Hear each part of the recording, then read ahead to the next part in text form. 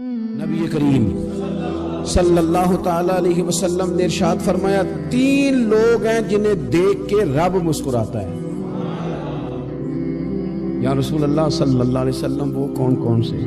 تو محبوب فرمانے لگے ایک وہ بندہ ساری مخلوق سوئی ہے، آدھی رات ہے، رات کا پچھلا پہر ہے، اس نے اٹھ کے وضو کر لیا، مصلی پہ کھڑا ہو گیا، خدا کی یاد میں فرمایا اسے دیکھ کے رب مسکراتا ہے جو اس کی شان کے لائق ہے۔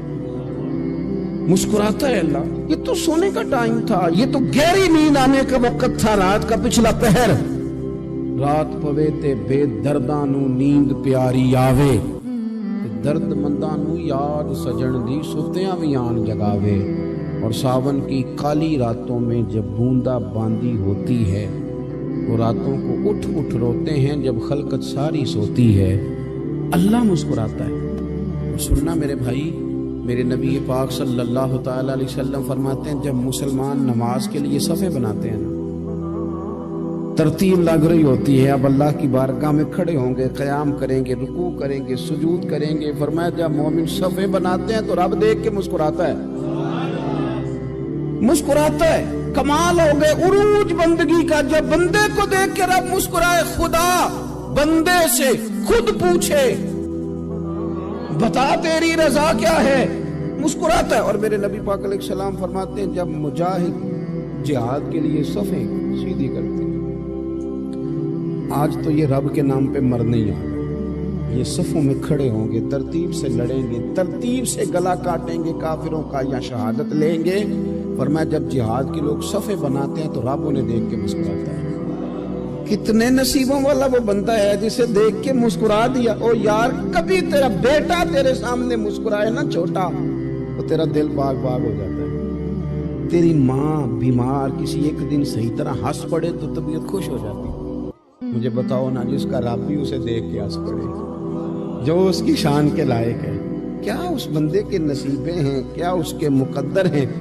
آپ اس مقام پر اپنے آپ کو لائیں۔ اب دیکھیں نا یہ حدیث ہم نے سن لی، اب ہم نے نا اس طرح صفحے نہیں بنانے جس طرح ساری دنیا، اب ذرا صفحے بھی شوق سے بنائیں، اب ذرا تھوڑا سا شوق پیدا کریں گے، بھئی یہ تو میں وہ کام کرنے لگا ہوں جسے دیکھ کے رب مسکراتا ہے۔ نبی پاک صلی اللہ علیہ وسلم نے فرمایا جب کوئی بندہ توبہ کرتا ہے ہم توبہ کا رٹا لگاتے ہیں، یا اللہ میری توبہ یا اللہ۔ اور توبہ کا تو مطلب یہ ہے کہ پچھلے گناہوں سے پکی توبہ، آج کے بعد یہ غلطی نہ کرنے کا پکا وعدہ۔ تو نے ساری شب برات رو کے گزاری ہے، بتا سویرے جھوٹ جوڑنے کا ارادہ ہے تیرا؟ آج کے بعد رشوت تو نہیں نہ لے گا، ملاوٹ تو نہیں نہ کرے گا، یہ توبہ ہے۔ اور اگر سارے کام اسی طرح کرنے تو پھر یہ توبہ کا رٹا ہے، جتنا مرضی لگاؤ۔ حضرت علی بن ربیعہ رضی اللہ تعالیٰ عنہ فرماتے ہیں میں مولا علی کے ساتھ تھا، مقام حرہ کی طرف جا رہے تھے، حضرت علی نے ہاتھ اٹھا کے دعا مانگی ہماری تعلیم کے لیے، ورنہ حضرت علی ہم صحابہ کو محفوظ عن الخطا تو مانتے ہیں نا۔ ہاتھ اٹھا کے کہا اے اللہ ہمارے گناہ بخش دے، تیرے علاوہ کوئی معاف کرنے والا نہیں۔ اور پھر حضرت علی آسمان کی طرف دیکھا اور دیکھ کے نا حضرت علی بن ربیعہ کو تو مسکرائے۔ حضرت علی بن ربیعہ کہنے لگے حضور مسکرائے کیوں ہو؟ فرمانے لگے ایک دن میں حضور کے ساتھ اسی طرح آیا تھا، اسی طرح حضور نے دعا فرمائی تھی ہماری تعلیم کے لیے، اور پھر حضور مجھے دیکھ کے مسکرائے تھے اور فرمایا جب کوئی بندہ رب کی بارگاہ میں اس طرح استغفار کرتا ہے تو رب مسکراتا ہے، اور مسکرا کے فرماتا دیکھ لو میرے بندوں کو پتا ہے کہ میرے علاوہ معاف کرنے والا کوئی نہیں، انہیں پتا ہے، تم اس کی بارگاہ میں رجوع تو لاؤ، آؤ تو صحیح دو آنسو لے کر۔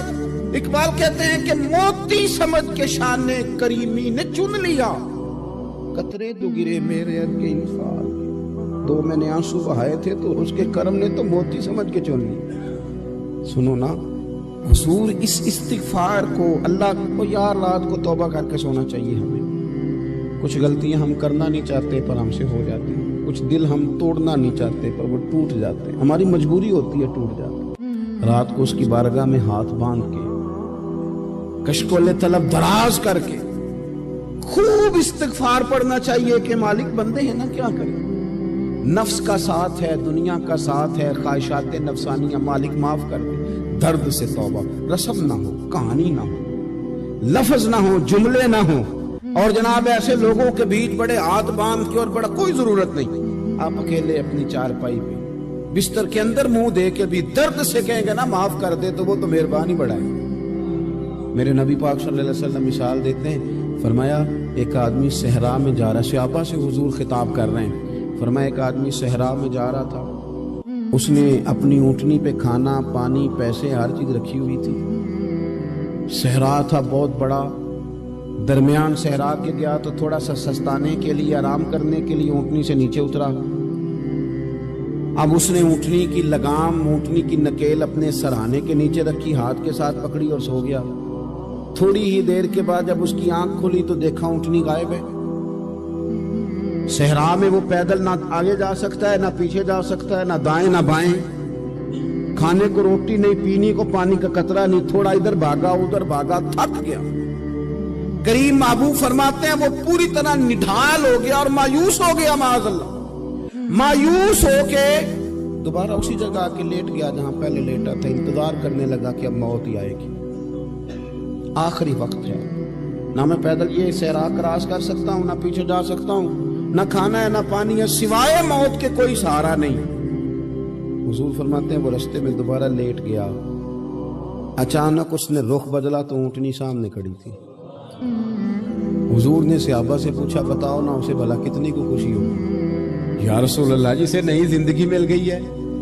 आप देखें ना, सारे डॉक्टरों ने कह दिया कि इसके तो गुर्दे मैदा जिगर हर चीज खत्म है, घर ले जाओ खिदमत करो, हर तरफ परेशानी है। वो बंदा भी समझ गया है कि आखिरी वक्त आ गया, कल जाऊं परसों जाऊं, तैयारी हो गई, सब लोग आ गए, बाहर वाले भी आ गए, ये माहौल एक अजीब रंग इख्तियार कर गया। अचानक एक डॉक्टर ने आके कहा नहीं नहीं गलती लग गई थी।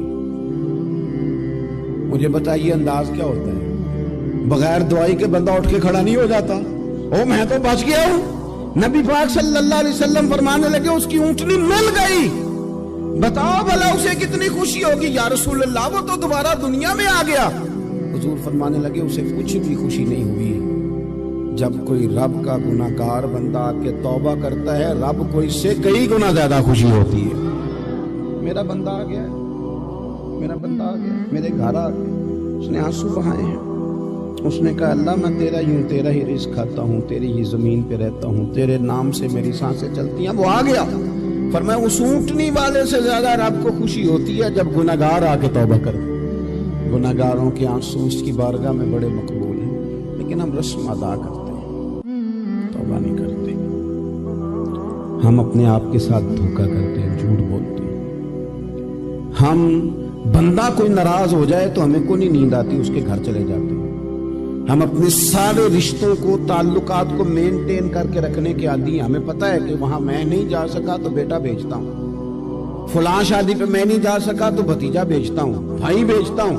हर ताल्लुक का हमने ख्याल रखा कोई रूठ ना जाए। लेकिन कमाल है ना, ये नहीं सोचा कि अगर रब रूठ गया तो, जब वो रूठ जाए ना तो सारे रिश्ते भी बंदे के पास मौजूद हों तो कोई करामत नहीं होती।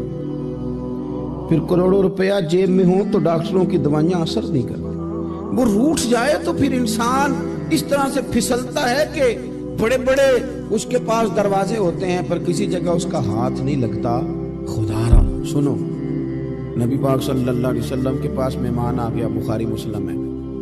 हुजूर ने अज़वाजे मुतहरात के घरों में पैगाम भेजा, कुछ चीज़ है ज़ियाफत के लिए? या रसूलल्लाह कुछ भी नहीं, ये दो जहां के शाह हैं और पास कुछ रखते नहीं, दो जहां की नेमतें हैं, इनके खाली हाथ। या रसूलल्लाह कोई चीज भी नहीं। हुजूर ने सहाबा के मजमे पे नजर डाली, या रसूलल्लाह सल्लल्लाहु अलैहि वसल्लम हुक्म हो, तो हुजूर फरमाने लगे तुम में से कोई बंदा है तो उसे घर ले जाए, रोटी खिलाए। एक सहाबी उठे, फौरन हुजूर मैं लेके जाता हूँ, खाना खिलाता हूँ। फरमाते हैं मेरे घर में सिर्फ बच्चों का खाना था,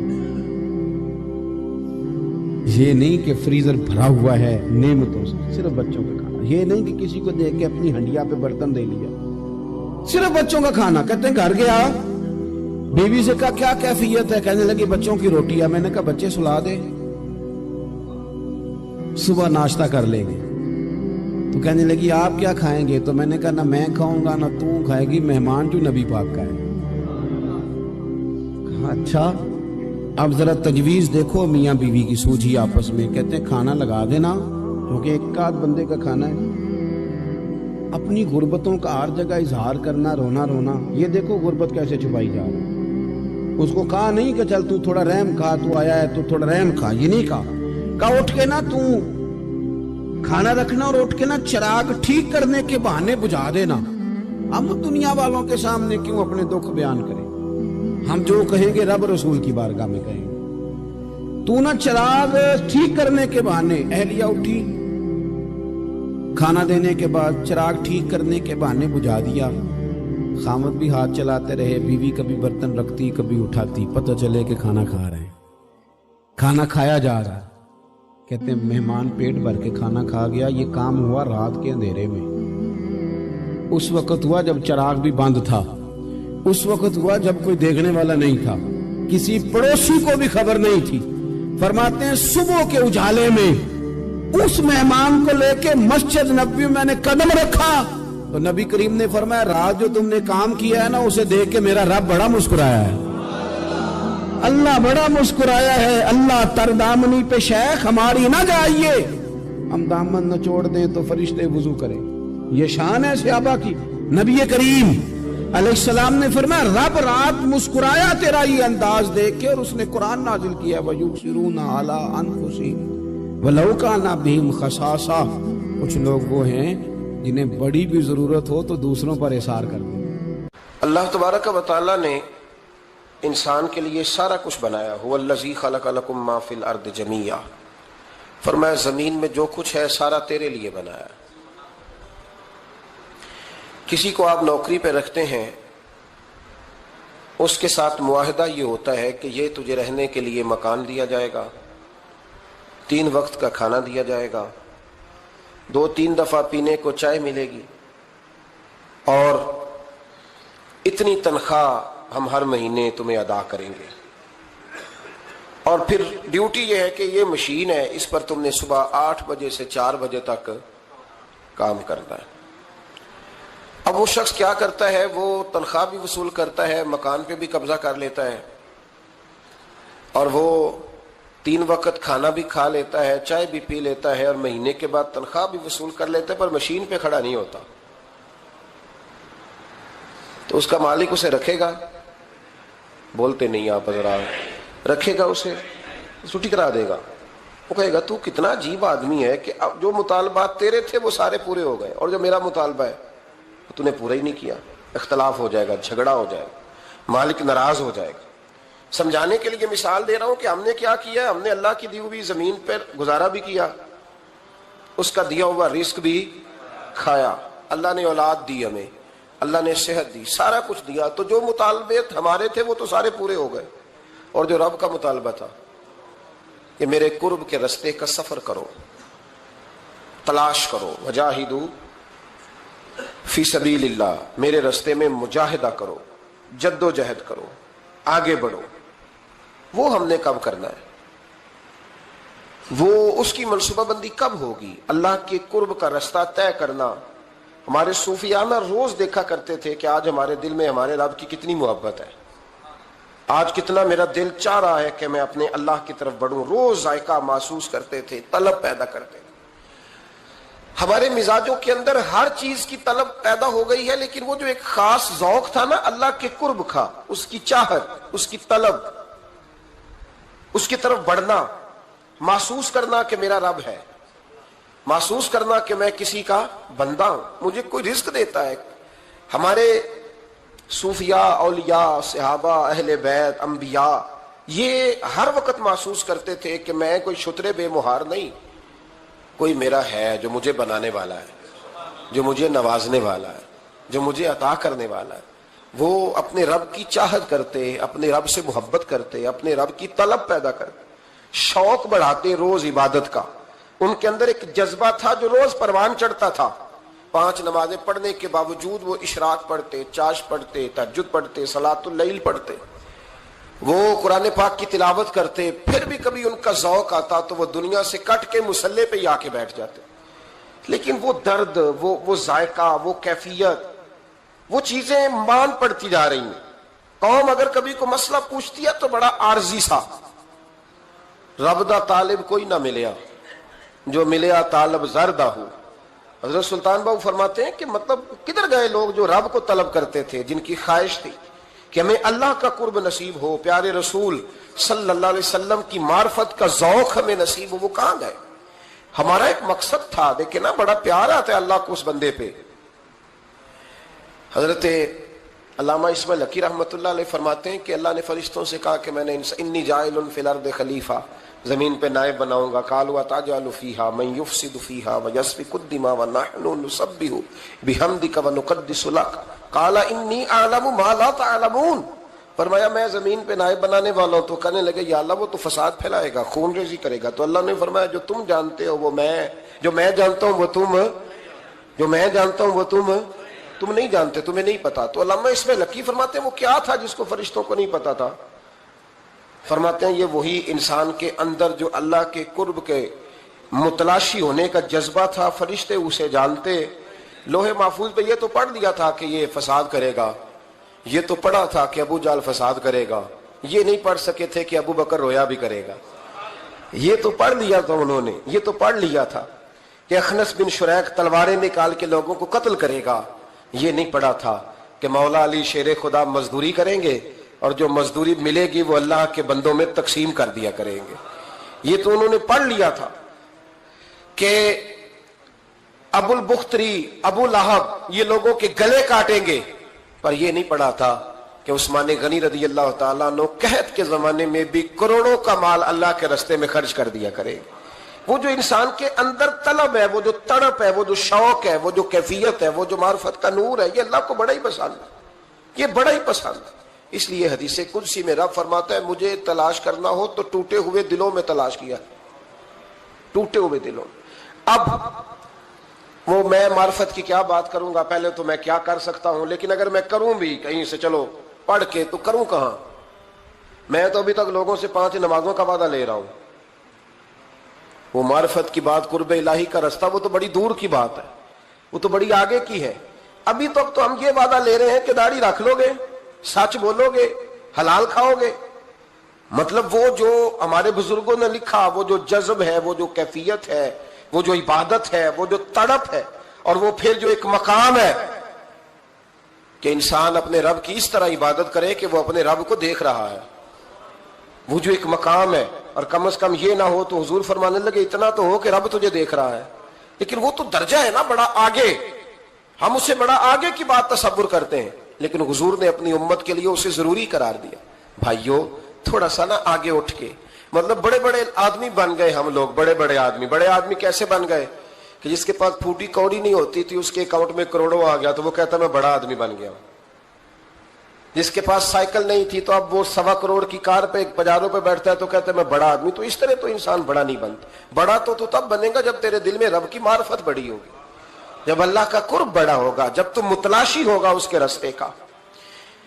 بہت سارے راستے ہیں اللہ کی طرف جانے کے، لیکن 3 باتیں قرب الہی کے لیے ہمارے بزرگوں نے بڑی زبردست لکھی ہیں. سب سے پہلی بات یہ ہے، صوفیاء فرماتے ہیں کہ اگر رب کا قرب چاہتے ہو تو ہر وقت اپنے رب کی رحمت کی امید رکھا کرو.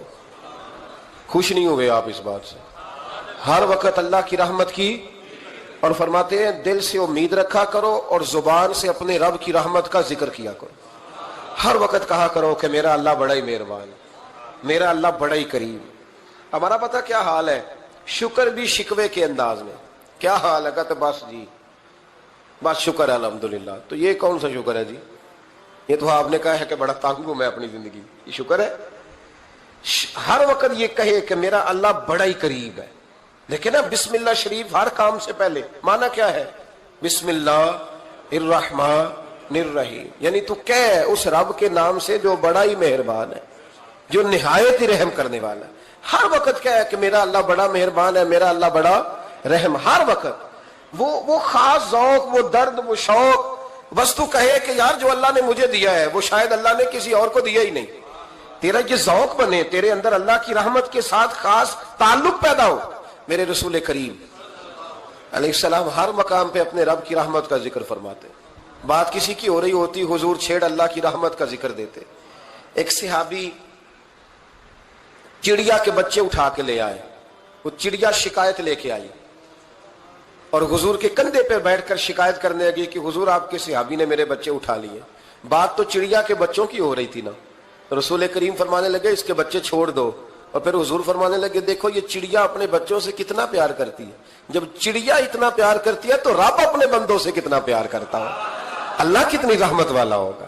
یعنی ہر بات میں رسول کریم نا ہر بات میں اللہ کی رحمت کا ذکر. ایک جنگ کا موقع ہے تو صحابہ کرام علیہم رضوان فرماتے ہیں کہ دوران جنگ ایک عورت کا بچہ کھو گیا اور بچہ بھی دودھ پیتا تھا. دودھ پیتا بچہ کچھ دیر ملے نا تو ماں کی چھاتیوں میں دودھ جوش مارتا ہے. دودھ پیتا بچہ کھو گیا تو عورت دیوانوں کی طرح مجذوبوں کی طرح بچہ تلاش کرتی. میرا بچہ کبھی ادھر جاتی ہے کبھی ادھر جاتی ہے, ڈھونڈتی ہے, تلاش کرتی ہے, پریشان ہوتی. میرے رسول کریم کی نظر پڑ گئی, حضور کی نظر رحمت ہو گئی تو محبوب فرمانے لگے صحابہ بتاؤ اس کا بچہ ڈھونڈو. ایک صحابی کہنے لگے حضور مجھے پتا ہے کہاں ہے, ابھی ملوا دیتا ہوں. تو حضور نے فرمایا یہ اپنے بچے سے کتنا پیار کرتی. عرض کی حضور نہ کوئی ماپ سکتا ہے, نہ کوئی تول سکتا ہے, نہ کوئی اندازہ کر سکتا ہے. حضور کی آنکھوں میں آنسو آ گئے. فرمایا ذرا ایک بات تو بتاؤ. یا رسول اللہ پوچھئے. فرمایا اگر اس کا بچہ اسے مل جائے تو یہ اسے آگ میں ڈالے گی. تو صحابہ عرض کرنے لگے حضور ہو ہی نہیں سکتا, یہ تو گرم ہوا نہیں لگنے دے گی. تو حضور فرمانے لگے میرا رب اس سے بہت بڑھ کر اپنے بندوں سے محبت کرنے والا اور اس سے بہت بڑھ کر اپنے بندوں پہ رحم کرنے والا ہے. وہ بھی چاہتا نہیں کہ اس کے بندے جہنم میں جائیں, وہ بھی چاہتا. حضور ہر لمحہ اللہ کی رحمت کا ذکر کرتے ہیں صبح سے شام تک نا. آج آپ نے جمعے سے لے کر تراویح تک, عشاء تک, وہ جو گھٹنا درد کرتا ہے نا اس کو مہربانی کر کے چھوڑ دیں اور جو بچہ نافرمان ہے اس کو بھول جائیں. آج سارا دن نا اللہ کی رحمت کا ذکر کریں کہ اللہ بڑا ہی کریم ہے, اس کے فضل کا ذکر کریں. ایک کاروبار ہی نہیں نا چلتا, پیر تو چلتے ہیں نا اللہ کے فضل سے, زبان تو چلتی ہے نا, ہاتھ آنکھیں یہ سارا کچھ چل رہا ہے نا. جو شے نہیں نہ چل رہی اس کو آج چھوڑ دیں, مہربانی کریں. جو ساری چل رہی ہے اس پر تو اللہ کی رحمت کا اظہار کریں, اس پر تو غور فرمائیں. امام غزالی نے بڑی خوبصورت روایت لکھی. حضرت ابو ہریرہ رضی اللہ تعالیٰ عنہ فرماتے ہیں کہ ہم لوگ بیٹھے تھے تو یکا یک ایک دیہاتی عرابی آیا, یکا یک اندر داخل ہوا. السلام علیکم کہا. بندہ بڑا سادہ تھا, یہ بھی نہیں پوچھا کہ باتیں کیا ہو رہی تھی, کوئی سوال جواب نہیں. سلام لینے کے فوراً بعد عرض کرتا یا رسول اللہ ایک مسئلہ پوچھنا تھا. کہتے ہم حیران ہو گئے کہ یار پہلے پوچھ تو لے, پہلے کیا بات ہو رہی, آتے ہی اپنی چھیڑ دی ہے. ایک مسئلہ پوچھنا. تو حضور نے فرمایا پوچھو. عرض کرنے لگا حضور یہ بتائیں قیامت والے دن حساب کس نے لینا ہے.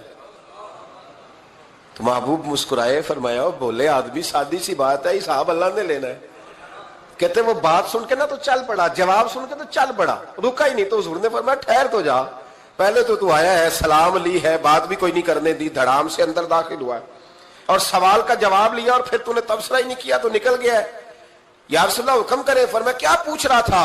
حضور پوچھا ہے کہ حساب کون لے گا. تو حضور فرمانے لگے میں نے بتایا اللہ لے گا. تو بولا کیوں نہیں.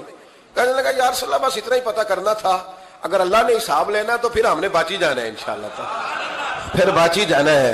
تو حضور فرمانے لگے کس طرح. کہنے لگا یا رسول اللہ جب وہ کریم غالب آئے گا نا, جب اس کا غلبہ آئے گا تو وہ بڑا کریم ہے, اس نے معاف ہی کرنا ہے, اس نے معاف ہی کرنا ہے, اس نے کرم ہی کرنا ہے. عدل کرے تے تھر تھر کمبن, عدل کرے تے پھر تھر تھر کمبن اچیاں شانہ والے, تے فضل کرے تے بخشے جاون میرے جائے منہ کالے. فرمایا اس نے معاف ہی کرنا ہے. حضرت ابو ہریرہ کہتے ہیں کہ حضور نے فرمایا ٹھیک ہے تو جا. وہ چلا گیا تو حضور رونے لگے. فرماتے ہیں ہم نے عرض کی حضور کیا ہوا. تو محبوب فرمانے لگے بندہ بڑا سادہ تھا پر بات بڑی کھری کر گیا ہے, بڑی کھری بات کر گیا ہے. کریم جب غالب ہوتا ہے تو معاف ہی فرماتا ہے. تو بھائی سادے لوگوں کو بھی پتا تھا کہ اللہ کی رحمت کی بات. ہمارے گھروں میں, ہماری گفتگو میں, ہمارا ایک دوسرے سے ملنا, ناراض نہ ہونا, مایوسی کی باتیں کرتے ہیں, مایوسی. میں انتظار میں ہوں, میں انتظار میں ہوں کہ کوئی بندہ مجھے ملے اور آ کے کہے میں بڑا راضی ہوں, بتائے اللہ کا شکر کیسے کرنا ہے. میں انتظار میں ہوں. اتنے سالوں میں مجھے بندہ کوئی نہیں ملا, جو ملا اس نے یہی کہا پریشان بڑا ہوں دعا کر دیں. بڑی اذیت ہے, سب سے زیادہ میں ہی تنگ ہوں. کچھ کرے, کوئی وظیفہ بتائیں, کوئی تعویذ دیں, کوئی ملے نا یار, کوئی ملے, کوئی کہے کہ الحمدللہ تعالی. اور میں نے تعلیم کے لیے صرف اور اظہار نعمت کے لیے، تشکر کے لیے کئی دفعہ آپ کے سامنے یہ کہا ہے کہ الحمدللہ جس طرح کے استاد مجھے ملے شاید کسی کو نہ ملے، اور میں نے اظہار تشکر کے طور پر کہا ہے پھر کس طرح کے شاگرد مجھے ملے ہیں اتنے اچھے فرما بردار شاید کسی کو نہ ملے، اور جس طرح کے سادے اور درویش ماں باپ اللہ نے مجھے عطا فرمایا۔ اب تو بڑا تیز لوگوں کا زمانہ ہے نا، شاید کہیں میسر آئے، اور میں کہا کرتا ہوں اتنے فرما بردار مرید بھی نہیں ملتے، لوگ تو کہتے ہیں فرما بردار نہیں ملتے، ہمیں الحمدللہ فرما بردار تابع دار ہر لحاظ سے اچھے ملے۔ اس کی وجہ یہ ہے کہ جیسے مرشد اللہ نے ہمیں عطا فرمایا ایسا کسی کو اللہ نے عطا، تو شکر کریں اللہ کی نعمتوں، شکر کریں۔ بس جہاں بیٹھیں گے جملے ٹوٹیں گے، جہاں بیٹھیں گے پریشانی۔ مجھے کچھ بندے ایسے ملتے ہیں دنیا میں جو صرف وہ اکیلے ہی ٹھیک ہے، یعنی ابا جی نے بھی ظلم ہی کیا ساری زندگی، اماں نے بھی ظلم ہی کیا، استاد بھی سارے غلط مل گئے، اور ہر بندہ ہی انہیں، اور پھر بعد میں اولاد ملی تو نافرمان ہی مل گئی۔ تو میں کہتا ہوں یار یہ ہو نہیں سکتا ویسے، بہرحال چلو اگر تو کہتا ہے تو بات سمجھ میں آتی ہے کہ ہو سکتا ہے کچھ سانحہ ایسا ہو گیا ہو۔ اللہ کی رحمت کی بات کریں، میرے نبی کریم علیہ السلام نے فرمایا بندہ سادہ تھا پر بات پتے کی کر گیا۔ یہاں تک لکھا امام صفوری نے کہ قیامت کے دن اللہ ایک بندے کے لیے دوزخ کا حکم دے گا، بندہ جہنم کی طرف جا رہا ہے، فرشتے زنجیریں ڈال کے کھینچ کر لے جا رہے ہیں، بندہ جا رہا ہے دوزخ کی طرف، فرشتے کھینچتے ہیں تو وہ پھر مڑ کے پیچھے دیکھتا ہے۔ توجہ ہے میری بات پر؟ ادھر دیکھنا ذرا، وہ کئی دفعہ کسی کو کھینچتے ہیں نا تو مڑ مڑ کے پیچھے دیکھتا ہے۔ چلو آپ کو سمجھاتا ہوں، سمجھ آ جائے گی۔ وہ جب سکول جانے کو دل نہیں نہ کرتا تھا جی، ان سے سلیکشن دینے نا اپنے بچے نو، اور بڑا 1.5 گھنٹے کا، بچے ناراض نہ ہو جائے، جب وہ کبھی جس نلائق کا سکول جانے کو دل اور اس کو کھینچتے تھے تو وہ پلٹ پلٹ کے پیچھے جاتا نہیں۔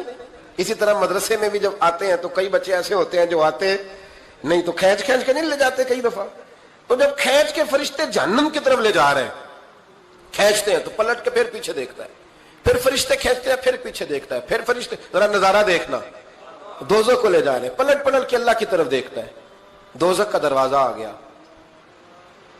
پھر پیچھے دیکھ رہا ہے۔ رب کریم نے فرمایا اسے واپس بلاؤ،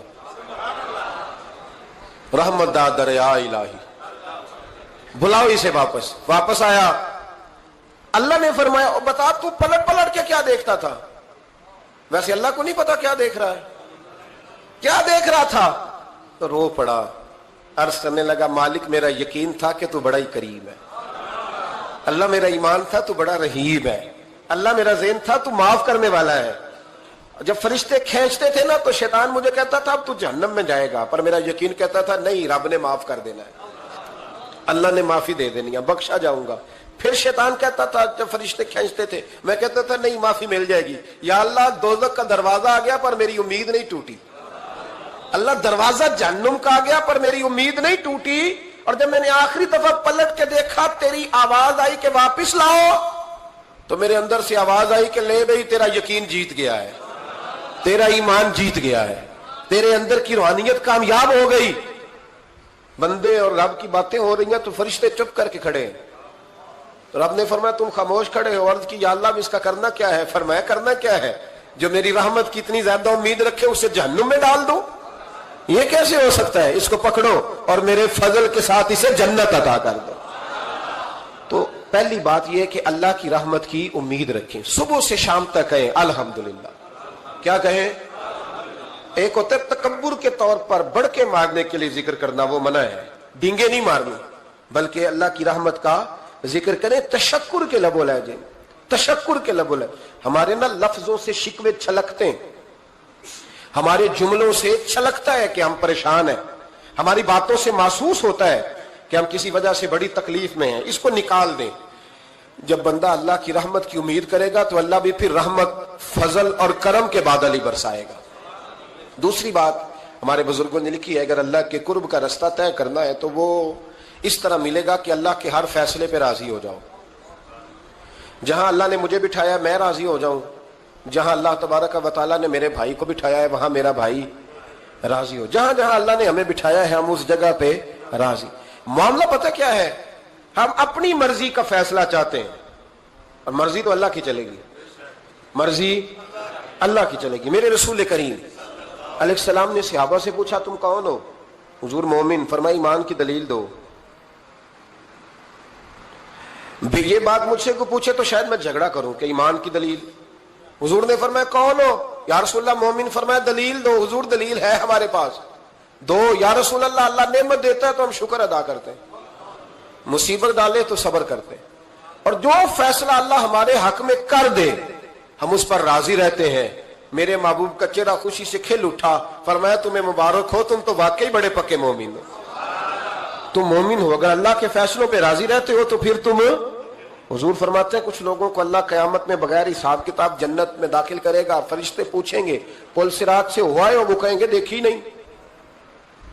میزان عمل الوائے؟ وہ کہیں گے دیکھا ہی نہیں. کیسے آ گئے؟ تو کہیں گے خدا کے فضل سے آ گئے. فرشتے پوچھیں گے تمہارا عمل کیا تھا؟ وہ کہیں گے کچھ بھی نہیں.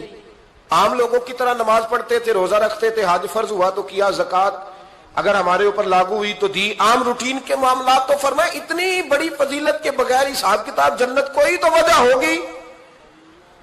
تو بندے عرض کریں گے وجہ ایک ہی تھی کہ رب جو ہمارے حق میں فیصلہ کرتا تھا ہم اس پر راضی ہو جایا کرتے, ہمیں کوئی شکوہ اس پر رہتا. علامہ ڈاکٹر محمد اقبال رحمت اللہ علیہ, توجہ ہے میری بات پر؟ ادھر دیکھنا ذرا میری طرف. اللہ آپ کو خوش رکھے. کچھ لوگ نا جی کہتے ہیں ڈاکٹر اقبال نے داڑھی کیوں نہیں رکھی تھی؟ تو یہ غلطی کی علامہ اقبال نے, رکھنی چاہیے تھی انہیں. ناراض ہو گئے آپ لوگ؟ جو جس کی غلطی ہے وہ اس کی یہ غلطی ہو گئی ان سے, انہوں نے نہیں ٹھیک کیا. اب اقبال کے داڑھی نہ رکھنے سے کیا سنت کی مخالفت پر اسے ڈگری دی جائے گی؟ وہ میں کیوں نہ ہوں, جو کام خلاف سنت ہے وہ بہرحال. لیکن میرا سوال یہ ہے کہ اقبال نے صرف داڑھی نہیں رکھی, باقی سارے کام اچھے کیے, تو آپ باقی کے تو سارے اچھے کر لینا. اقبال نے جو کام کیا, جو دین کا درد دیا, جو پیغام دیا, جو جدوجہد کی, اس کو تو سمجھ لو نا. مطلب صرف داڑھی پہ آ کے دلیل پکڑتے ہو. علامہ اقبال نے مکان بھی نہیں بنایا اپنا, کتنا بڑا آدمی ہے, کوئی جائیداد ہے اس کی؟ تسی بھی چھوڑو مکان سارے. اقبال وہ دیکھیں نا, بابے بلے شاہ کی لوگ مثال دے دیں گے, بابا صاحب مجذوب آدمی تھے, تو بابا صاحب کے حصے میں تو کئی مربع زمین آتی تھی, وہ بھی انہوں نے نہیں لی. ہمارا ملانگ روٹی کا اس کو پتا ہے, نوٹوں کا بھی پتا ہے کہ 5000 والا کون سا ہے, 100 والا کون سا ہے, باقی ٹائم وہ بابا بلے شاہ بن جاتا ہے. یہ کون سا سٹائل ہے کہ مرضی کی چیز آئی تو قابو کر لی؟ تو ڈاکٹر اقبال نے یہ درست کیا, لیکن اس کے باوجود ہمارا نظریہ ہے کہ اللہ اس کی یہ خطا معاف کرائے گا, پر بندہ بڑا باکمال تھا, یہ بڑی خوبی تھی. اور اس میں بھی کچھ حکمت ہوگی, کچھ باتیں ایسی انہوں نے لکھی ہیں بعض جگہوں پہ, لیکن اقبال کی جو معرفت ہے, جو حسن ہے, جو وقار ہے ان کے لب و لہجے میں, اس کا انکار کیا جا سکتا نہیں. لیکن اس کو ہم ڈیفینڈ بھی نہیں کرتے, جو کسی میں کوئی کمزوری ہے وہ بہرحال اس کی. وہ ایک سوال بڑا اٹھتا تھا, لوگ کہتے تھے کہ آپ روز داڑھی کی بات بھی کرتے ہیں اور علامہ اقبال کی بات بھی کرتے ہیں, تو میں نے آج اس کی وضاحت کر دی. بات کی سمجھ آ گئی آپ حضرات؟ علامہ اقبال نے ایک بات لکھی ہے. اقبال کہتے ہیں جب میں لندن میں وکالت کرتا تھا تو ایک خاتون تھی, لیڈی بارنس اس کا نام تھا. چھوٹے موٹے مقدمات لے کے وہ میرے پاس آتی تھی. بی بی ایک ہوٹل چلایا کرتی تھی, اس کا خامند جو تھا وہ فوج میں ملازم تھا. اقبال نے خود لکھا ہے, اقبال فرماتے ہیں کہ ایک دن وہ خاتون پھر کسی کیس کے سلسلے میں میرے پاس آئی, تو جب وہ آئی تو اس نے نقاب اوڑھا ہوا تھا, برقع کیا ہوا تھا. تو چونکہ اس نے نقاب اوڑھا تھا, مسلمانوں کی نشانی تھی. نقاب اوڑھنا کن کی نشانی ہے؟ اللہ آپ کو خوش رکھے. تو کہتے ہیں وہ نشانی چونکہ اہل اسلام کی تھی تو مجھے تجسس ہوا. میں نے کہا لیڈی خیریت ہے؟ میم صاحبہ یہ برقع پہنا ہوا ہے. تو کہنے لگی ہنس کے, اقبال مجھے پکا یقین تھا کہ آپ ضرور پوچھیں گے. تو میں نے کہا اچھا تو یہ برقع؟ تو کہنے لگی الحمدللہ میں مسلمان ہو گئی. تو میں نے فوراً کہا کہ آپ کا شوہر تو فوج میں ملازم ہے, فوجی کے لیے بدلنا اور پھر ملکی قانون اور یہ چیزیں. تو کہنے لگی اس نے مجھے کیا کہنا تھا, وہ خود کلمہ پڑھ گیا. تو کہتی ہیں میں اور متجسس ہوا, وہ کیس کی بات کرتی تو میرا تجسس بڑھ گیا. میں نے کہا تو کیس چھوڑ کے بتا کلمہ کیسے پڑھا؟ تو کہنے لگی اقبال اصل بات یہ ہے کہ میں نا بے اولاد تھی, خامد بھی بڑے اچھے پیسے کماتا, میں خود بھی ہوٹل چلاتی, پر ڈپریشن اور ٹینشن اور بلا وجہ کی پریشانیاں جان نہیں چھوڑ. یہ ٹینشن اور ڈپریشن کا نا مجھے عربی ترجمہ کوئی نہیں ملا. یہ ڈپریشن اور ٹینشن کا نا میں نے تلاش کیا ہے, لیکن مجھے عربی لغت کے اندر ان کے معنی مجھے لگتا ہے کہ اس زمانے میں یہ چیزیں تھی ہی نہیں. ہوتی تو ان کا کوئی نام بھی, یہ آج ہے نا تو اس لیے آج کے زمانے میں ہی نام ہے مفت کا, مفت کی پریشانی. تو کہتی ہے مجھے ٹینشن اور ڈپریشن رہتی تھی ہر وقت, بڑی میں پریشان رہتی تھی. میرے ساتھ ایک عجیب واقعہ ہوا کہ میرے ہوٹل میں نا ایک بابا جی برتن مانجتے تھے, बूढ़े आदमी थे, 70 साल के करीब उम्र थी। उनका एक बेटा था, एक बहू थी, एक पोता था, लेकिन वो बेचारे बेटा बीमार रहता था तो लिहाजा वो खुद मजदूरी करते। कहती है एक दिन वो बाबा जी मेरे पास आए, कहने लगे मेम साहबा 2-4 दिन की छुट्टी चाहिए। तो मैंने कहा खैरियत है? कहने लगे मैडम मेरा बेटा फौत हो गया। बेटा, आपको पता है बाप का जनाजा पढ़ना आसान है, बेटे का जनाजा उठाना बड़ा मुश्किल काम। कहती है मैं कुछ लिख रही थी, मेरे हाथ से कलम गिर गया, मैंने खुद गाड़ी भेजी, बाबा जी गांव चले गए जहां वो रहते थे। कहती 2-3 दिन के बाद मैं और मेरा शौहर गए तो रास्ते में हम बातें कर रहे थे कि क्या ताजियत करेंगे, एक ही बेटा था, कोई रिश्तेदार भी नहीं, तो उसकी तो कायनात उजड़ गई, किन लफ्जों से उसे ताजियत क्या कहेंगे। कहते जब हम गए तो वो टूटी हुई चटाई पे बैठा था, कुछ लोग करीब थे, हमने जाके कहा बाबा आप मुसलमान हैं, हम आपको क्या नसीहत करें, एक ही बेटा था, कि किस तरह करके हम आपको तसल्ली दें। तो कहते उसने आंखें खोली, बूढ़ी आंखों में ईमान की रोशनी, कहने लगा बीबी क्या ताजियत की बात करती हो, मैंने को पैसे जमा करा के बेटा लिया था, खुदा ने फजल से दिया था, अदल से ले गया है, मैं अपने रब के फैसलों में बड़ा राजी हूं, अल्लाह बड़ा करीम है, वो ले गया, उसका माल था। आप यकीन करें हमारे देहाती लोग ये क्या करते थे, मैंने कानों से सुना है। एक बूढ़े आदमी का एक दफा बेटा फौत हो गया तो किसी ने उससे कहा बाबा छोटी उम्र में बच्चा चला गया, तो मुझे लफ्ज नहीं भूलते, कहने लगे पुत्र अल्लाह दी फसल है, कच्ची वड्डे तावी हो दी। सुने आपने भी कभी ये फिक्रा, कच्ची वड्डे ते पक्की लै जाए ते तावी है जो दी। तो जब उसका जी चाहा वो ले गया। अल्लाह अकबर। वो खातून कहती है कि वो बाबा जी से मैंने कहा कि चलो आप 1 महीने की छुट्टी कर ले, तो कहने लगा नहीं मैडम मैं मुसलमान हूँ, मुफ्त की रोटी नहीं खाता, मजदूरी करके खाता हूँ, मैं इंशाल्लाह 2-3 दिन के बाद काम पे आ जाऊंगा। कहते वो चंद दिनों के बाद आ गया, अल्लाह की कुदरत के अभी 2-3 माह गुजरे थे, फिर आया, मैडम छुट्टी चाहिए कुछ दिनों की। मैंने कहा खैरियत है? कहने लगे वो मेरी बहू भी हार्ट अटैक से फौत हो गई। कहते अब मैं भी तड़प गई और ईसाई हो कि मेरी आंखों में आंसू आ गए। मैंने कहा घर का दरवाजा बंद हो गया, अब ये बेचारा क्या करेगा। वो अपने शौहर के गम में हार्ट अटैक से फौत हो गई। कहते हम फिर 2-3 दिन के बाद ताजियत के लिए गए, फिर टूटी हुई चटाई, बूढ़ा ना अपनी उंगलियों से जमीन पर कुछ बना रहा। कहते करीब गई और मैंने जाके कहा बाबा अब तो तसल्ली आपने खुद ही करनी है, जो निजाम था वो तो हो गया। तो कहते हैं फिर उसने आंखें खोली, आसमान की तरफ देखा तो कहने लगा बेटी कोई परेशानी नहीं, मेरा बेटा बगैर शादी के भी तो फौत हो ही सकता था ना, बस मेरे मालिक ने जब चाहा जैसे चाह हुआ, मैं इंशाल्लाह 2-4 दिन के बाद काम पे आऊंगा, ये मेरा 3-4-5 साल का पोता है, अभी स्कूल दाखिल हुआ है, मैं साथ ले आऊंगा, वहां मेरे साथ ऊपर क्वार्टर में जहां मैं रहता हूं ये भी रहेगा। कहती है मैं सख्ते में आ गई उसकी कैफियत देख के, वो पोते को साथ ले आया। कभी कभी मैं देखती छत पे खड़े होके कि दादा घोड़ा बना हुआ है और पोता सवारी कर रहा है, वो सवेरे उठता उसको स्कूल छोड़ के आता, शाम को लेके आता, प्यार करता, मोहब्बत करता। तीसरी मंजिल पर हमने क्वार्टर दिया हुआ था, वहां दादा पोता रहते। अल्लाह तू बड़ा बेनियाज है। कहती है इकबाल एक दिन ना पोता ऊपर वाली मंजिल पे खेल रहा था, उसका पैर फिसला, वो गर्दन के बल जमीन पे गिरा, मुझे खबर हुई तो मैं दौड़ी, एम्बुलेंस मंगाई, खून से लिथड़े हुए उस बच्चे को दादे ने अपनी गोद में रखा। और जब हम अस्पताल की तरफ गए तो हॉस्पिटल बाद में आया, जनाबे इजराइल पहले आ गए और कहते हैं वो गोद में दम तोड़ गया। फिर दादे ने उसे अपने हाथों से गुस्ल दिया, फिर उसने अपने बूढ़े हाथों से कब्र खोदी और फिर मिट्टी डाल के कहने लगा इन्ना लिल्लाहि व इन्ना इलैहि राजिऊन, जे सोना ही मेरे दुख विच राजी, जे सोना ही मेरे दुख विच राजी। फिर सुख नु चुल्ले डावा। कहते वो मिट्टी डाली उसने और जब वो वापस पलटा तो मैं बाजू से थाम के होटल करीब लाई और मैंने उसके करीब कहा कि बाबा तू टूट गया है, तू बिखर गया है, मुझे महसूस होता है कि अब ना तेरी रातें और तेरी सुबहें और तेरी शामें गमों में गुजरेंगी। तो कहते हैं यूं उसने हाथ रखे और यूं आंसू छटक दिए। कहने लगा मैडम क्यों क्यों, मेरे अंदर कोई अकीदा नहीं, मैं कोई लवारस हूं, मेरा कोई रब नहीं, मैं क्यों परेशान रहूंगा, मैं तो पक्का हुआ फालू, थोड़े दिन गुजरेंगे कब्र में जाऊंगा और जब जन्नत में जाऊंगा तो अल्लाह मेरी बेटे से भी मुलाकात कराएगा, मेरे पोते से भी मुलाकात कराएगा, मेरा रब सारी मुलाकातें करा देगा। मैं अपने अल्लाह की रजा पे बड़ा राजी हूं, وہ خاتون کہتی ہے میرا اور میرے شوہر کا کلیجہ پھٹنے لگا.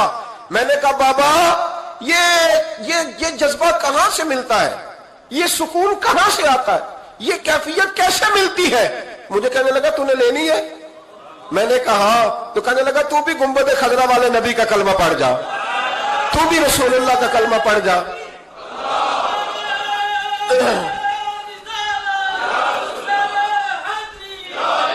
میرے محبوب کا کلمہ پڑھ, اللہ تجھے سکون عطا کرے گا.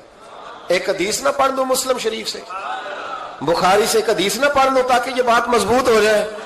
حضرت ابو طلحہ رضی اللہ تعالی, بیٹا شدید بیمار ہے, مزدور آدمی تھے, کئی دنوں سے گھر تھے. بیوی کہنے لگی اگر آپ گھر میں بیٹھے رہیں گے تو کھائیں گے کہاں سے, جاؤ آپ مزدوری کرو, میں بیٹے کو دیکھتی ہوں. ابو طلحہ مزدوری کرنے چلے گئے. شام کو آئے تو بیٹا فوت ہو چکا تھا. عورتیں بے حوصلہ ہوتی ہے نا اکثر, پر بیوی نے سفید کپڑا ڈال کے کمرے میں رکھ دیا. بیٹا, ماں اور بیٹا کو ناپ تک ہے رشتہ, بیٹے میں سفید چادر ڈال کے کمرے میں رکھ دیا. حضرت ابو طلحہ انصاری آئے, بیٹے کا کیا حال ہے؟ کہنے لگی اللہ کی رحمت میں ہے. اللہ کی, کیسا جملہ ہے, اللہ کی رحمت میں ہے. خامد نے کھانا کھایا, بیوی سے ملنے کو دل کیا تو ملاقات ہوئی. فارغ ہو کے بیٹھے تو خاتون اٹھ کے نا خامد کے قریب گئی, اس کا ہاتھ تھاما. کہنے لگی نبی کریم علیہ السلام کے صحابی ہو, ایک مسئلہ دریافت کرنا تھا, بتاؤ گے؟ کب پوچھو. کہنے لگی اگر کوئی آپ کے پاس امانت رکھوائے اور پھر اپنی امانت واپس مانگے تو کیا کرو گے؟ حضرت ابو طلحہ کہنے لگے پوچھنے والی کیا بات ہے, جس کی امانت ہے واپس کر دیں گے. اب زوجہ روئی, اب صبر والی بی بی روئی, اب ماں روئی, آنسو ٹپکے, آنچل سے پوچھ کے کہنے لگی ابو طلحہ وہ بیٹا بھی اللہ کی امانت تھا اور رب اپنی امانت لے گیا ہے, اٹھو غسل کفن کا بندوبست کرو. حضرت ابو طلحہ اٹھے, کامتے کامتے ہاتھوں سے غسل کفن دیا, مسجد نبوی میں پہنچے, محبوب کی بارگاہ میں عرض کیا تو رسول کریم فرمانے لگے تیرے اور تیری بیوی کے عمل سے اللہ بھی بڑا راضی ہے, اللہ کے رسول بھی بڑے راضی ہے, اور اللہ تجھے برکت عطا کرے گا. صحابہ کہتے ہیں پھر اللہ نے انہیں 9 بیٹے عطا فرمائے. پھر اللہ نے انہیں, اللہ کی رضا پہ راضی رہنا سیکھو, اللہ کے قریب چلے جاؤ گے, اللہ کی رضا پہ. حضرت سفیان ثوری دعا مانگ رہے تھے, یا اللہ راضی ہو جا, یا اللہ راضی ہو جا, یا اللہ راضی ہو جا, دعا مانگ رہے تھے. بی بی رابعہ بصری پردے کے پیچھے بیٹھی تھی. جب دعا لمبی ہو گئی تو کہنے لگی سفیان بس کر, کوئی اگلا لفظ بھی بول, بس کر. آپ فرمانے لگے تجھے کیا ہوا؟ تو کہنے لگی تو کب سے کہہ رہا یا اللہ راضی ہو جا, یا اللہ راضی ہو جا, پہلے اپنے دل پہ ہاتھ رکھ کے بتا تو اللہ سے راضی ہے؟ تو راضی ہے اللہ سے؟ تو روز نہیں کہتا پیسے نہیں ہے میرے پاس مجھے دے, تو روز نہیں کہتا یا اللہ فلانی چیز کوئی نہیں دے, اے اللہ فلاں کو دے دیا مجھے کیوں نہیں دیتا معاذ اللہ, تو روز شکوے نہیں کرتا؟ فرمایا پہلے تو راضی ہو جا. ترمذی شریف کی حدیث ہے, میرے نبی کریم علیہ السلام نے فرمایا تم اللہ کے دیے ہوئے تھوڑے رزق پہ راضی ہو جاؤ, اللہ تمہاری تھوڑی عبادت سے راضی ہو جائے. دیکھیں نا امام حسین کا آخری جملہ کیا ہے میدان کربلا, آخری جملہ کیا ہے؟ میں 5000 مسجد دے کے کہتا ہوں دیا نہیں میں نے, اللہ بڑا راضی ہے مجھ سے, 5 نمازیں پوری نہیں پڑھتا. امام علی مقام نے نا دل, کلیجہ, جان, اولاد, ہر چیز نکال کے رکھ دی. تو آخری جملہ یہ تھا اے اللہ بتا تو حسین سے راضی ہے کہ ناراض ہے؟ اللہ تو راضی ہے کہ ناراض ہے؟ بھائی پہلی بات رحمت الہی, دوسرا اللہ کی رضا پہ, یعنی عجیب بات ہے نا, جب اللہ کروڑوں دے تو دنیا چھپاتی ہے, اور جب تھوڑا کاروبار ٹھنڈا ہو جائے تو ساری دنیا کو دنیا بتاتی ہے. تو جب میں تو کہہ رہا ہوں کہ میں بندہ ڈھونڈ رہا ہوں جو مجھے ملے, آ کے کہے کہ شکر کا طریقہ بتاؤ, تو مل ہی نہیں رہا. کو ملے جو کہے بڑی خیر ہے, ہر لحاظ سے اپنے رب سے راضی ہو, مل ہی نہیں رہی دنیا. تیسری بات, اگر اللہ کے قریب جانا ہے, یہ ان لوگوں کے لیے جو معرفت الہی کے متلاشی ہیں وہ خاص توجہ کریں. اگر رب کریم کے قریب جانا ہے تو پھر ایک ذہن بنائیں کہ میرا رب میرے ساتھ ہے, میرا رب میرے, نحن اقرب الیہ من حبل الورید. اور درویش کہتے ہیں جے میں تینوں اندر جانا تو پھر مقید جانا, جے میں تینوں باہر جانا تے اندر کون سمانا, اندر بھی تو ہے تے باہر بھی تو, وچ بلا کون نمانا. پھر تصور کریں کہ اللہ میرے ساتھ ہے. حضرت جنید بغدادی رحمۃ اللہ علیہ کہتے ہیں میں نے اپنے مرشد سے کہا کوئی وظیفہ جو پڑھا کروں, تو فرمانے لگے جنید پڑھا کر کہ اللہ میرے ساتھ ہے اور اللہ مجھے دیکھ رہا ہے. یہ وظیفہ پڑھا کر. کیمرے لگا دیے ہر جگہ ہماری گورنمنٹ نے.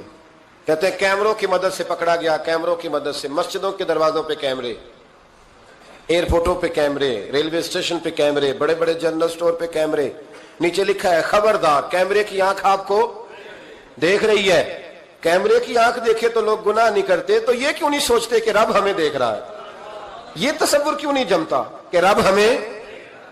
اور اللہ فرماتے ولی من خاف مقام ربہ جنتان, جو اللہ کے سامنے کھڑے ہونے سے ڈر جائے گا نا, اللہ اسے 2 جنتیں عطا فرمائے گا.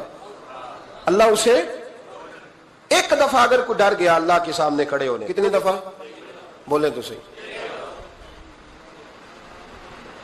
اس پر ہمارے مفسرین نے لکھا ہے کہ کبھی زندگی میں ایسا ہو کہ گناہ پر ہمارا پورا قبضہ ہو گیا ہو, گناہ پورا قابو میں آ گیا, اب کوئی روکنے والا نہیں, تو فرمایا جو اس وقت اللہ کے خوف سے ڈر جائے گا اللہ اسے 2 جنتیں عطا فرمائے گا.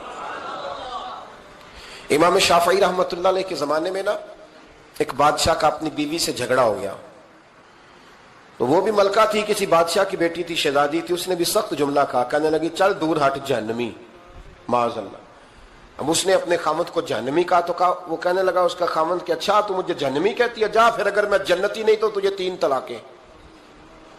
اب کیسے ثابت ہو کہ جنتی ہے کہ جہنمی ہے, کیسے پتہ چلے گا؟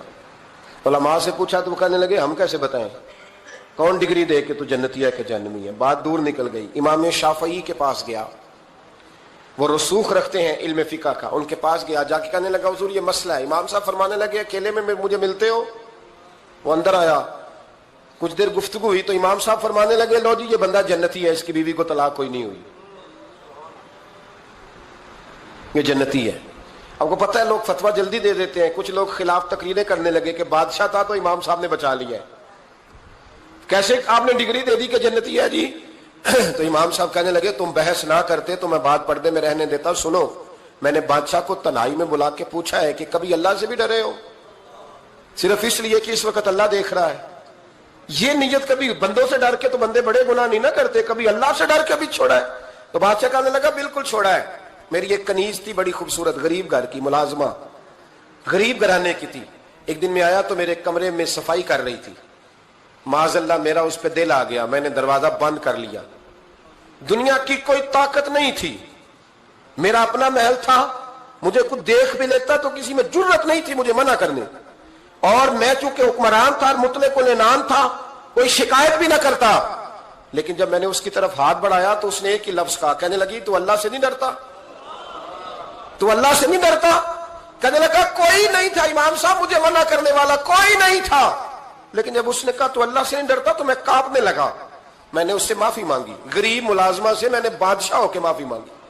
میں نے معافی مانگی, پھر میں نے دروازہ کھولا, کہتے وہ چلی گئی. امام صاحب کہنے لگے اٹھ میرے سینے سے لگ. کہا حضور کیا ہوا؟ فرمایا جو تنہائی میں اکیلے میں ایک دفعہ بھی رب سے ڈر جائے اللہ اسے 2 جنتیں عطا فرمائے گا. تو جنتی ہے اس لیے کہ تو یار کبھی تو ایسا ہو, کبھی تو ایسا ہو بھولا گاہک ہمارے قبضے میں آ گیا ہو, ہم اپنا پورا اس پر تسلط رکھتے ہو پر ہم اللہ سے ڈر جائیں.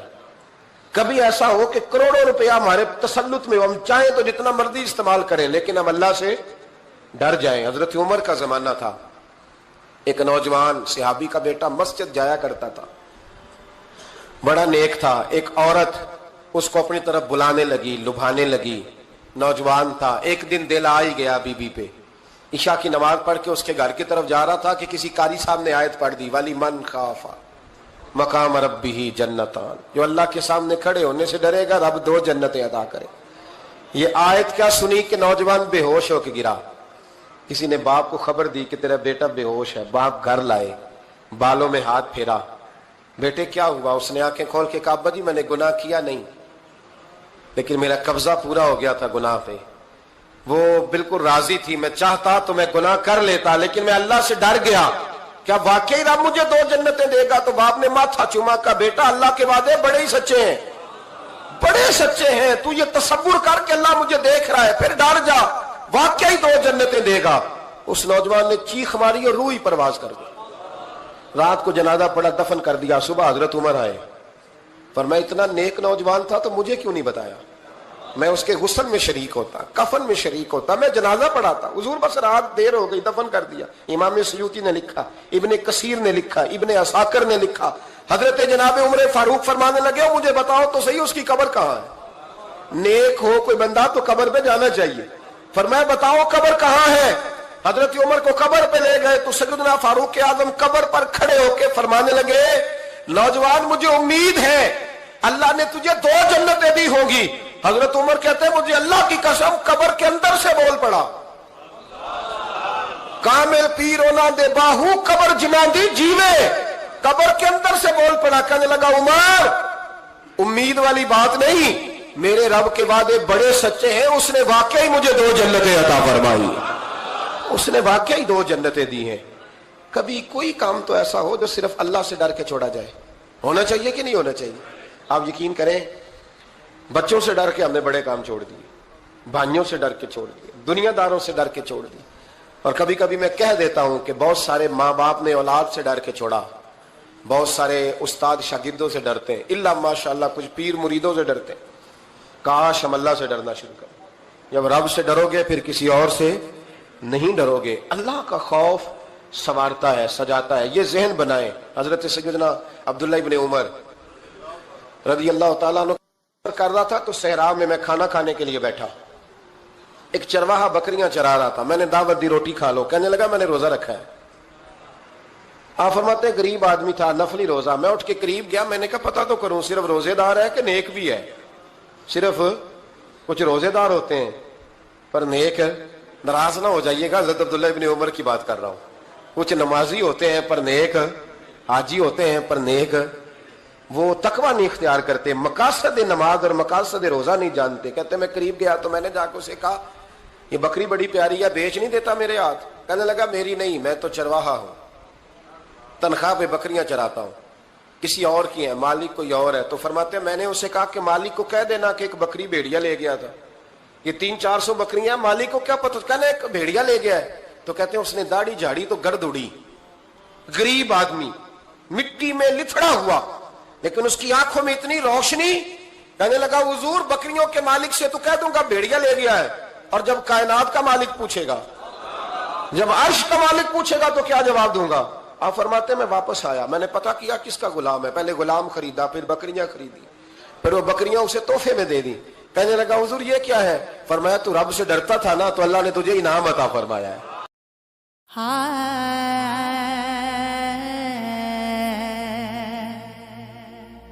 یہ بھی من لینا میں پاگل ہاں, پلا سوچ کا پاگل کی کیتا تیرے نادا وظیفہ کردہ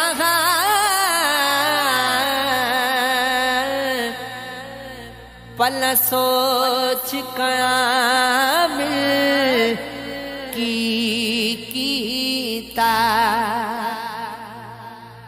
مینو دین جہان دی خبر نہ سی, پلا سوچ غافل کیتا اج نام مصطفیٰ اجڑیا